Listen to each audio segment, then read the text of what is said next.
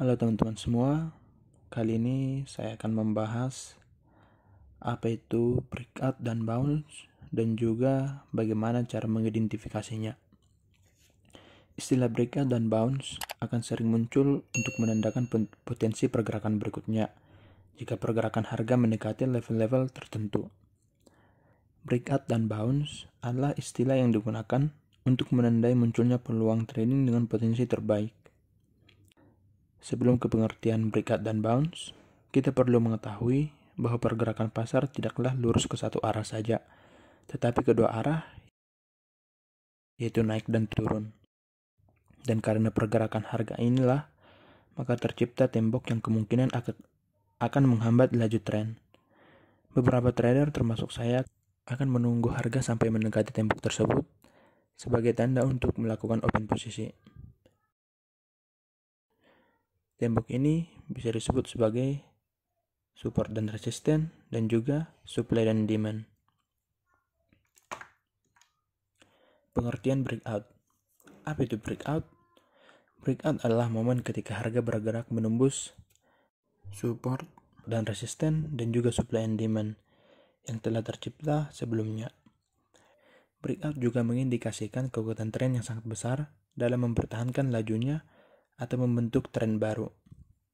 Karakter utama breakout adalah penutupan harga menembus batas support dan resisten dan juga supply and demand. Dan harga harus ditutupi lebih tinggi dari batas resisten atau lebih rendah dari batas support. Jika ketentuan ini tidak terjadi, berarti breakout dinyatakan gagal. Ada 3 ragam breakout. 1. Fail break. Ini menunjukkan usaha harga untuk menembus tembok tapi gagal ditutup sesuai ketentuan. Yang kedua, fake break.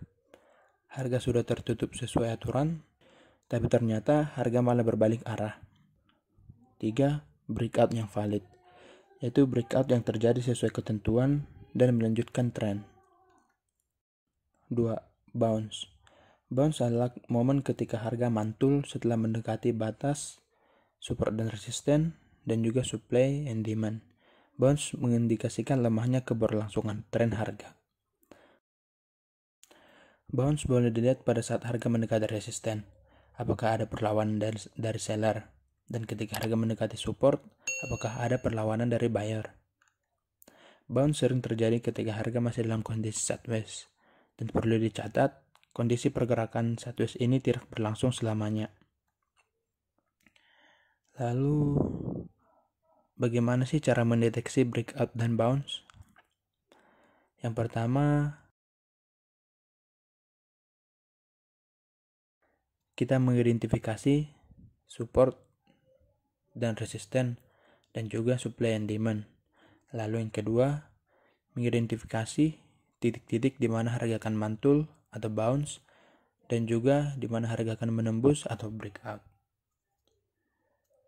Kira-kira begitu penjelasan saya tentang apa itu breakout dan bounce. Terima kasih.